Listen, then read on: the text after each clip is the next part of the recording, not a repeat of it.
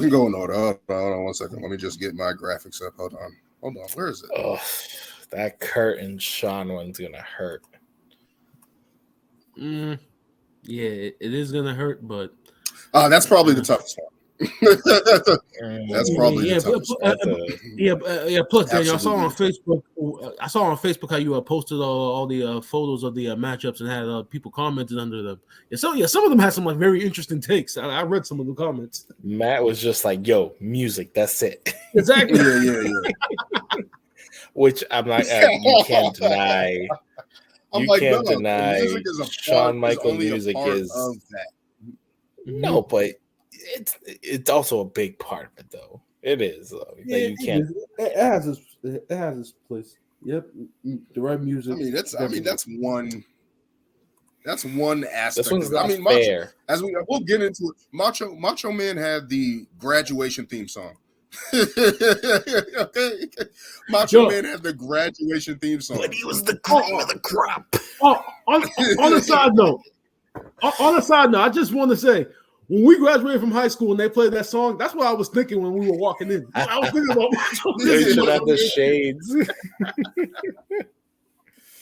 Should have the Macho Man shades in the feathers coming in. But we have our first round matchup here. Ric Flair, the creme de la creme of world champion, 16-time world champion, leader of the Four Horsemen, WCW staple, legend, still trying to wrestle against the ultimate underdog, the ultimate luchador, Rey Mysterio, ultimate cruiserweight, ultimate luchador, one of the best all time, still going. What do you guys think about this one here? Is it just clean as we want to do, or are we going to pay respects to Rey Mysterio here? Because I think this should be not fair. This is not fair. When we went by title reigns, I mean, I think this should be universal. I mean, you got but it's not fair. Yeah, I know. It really isn't fair. I mean, you talk about a guy in Rey Mysterio who pretty much introduced Lucha Libre to the United States. I mean, his cultural impact is felt, but Ric Flair is a cultural icon. I mean, people are still talking about Ric Flair to this day. Athletes are still saying his catchphrases in the locker room. I mean, he has his own hip hop song, for God's sakes.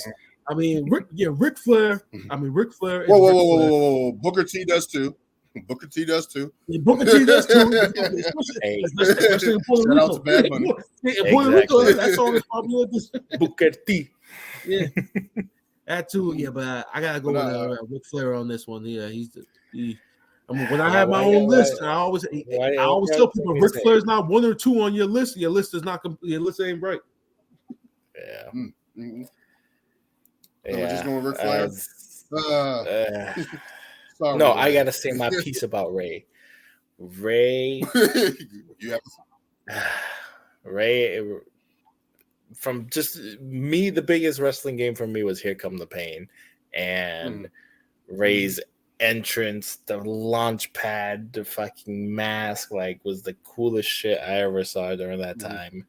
And for someone his size to have the fucking impact that he's had and still performing at the highest level is crazy.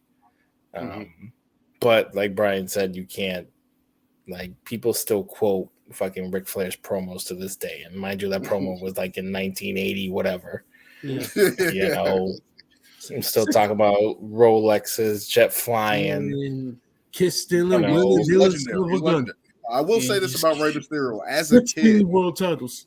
As a kid, watching Rey Mysterio be a cruiserweight, going up against Chris Jericho, Dean Malenko, and other guys, Juventud Guerrero, Psychosis, all these other guys, battling Eddie Guerrero, Conan.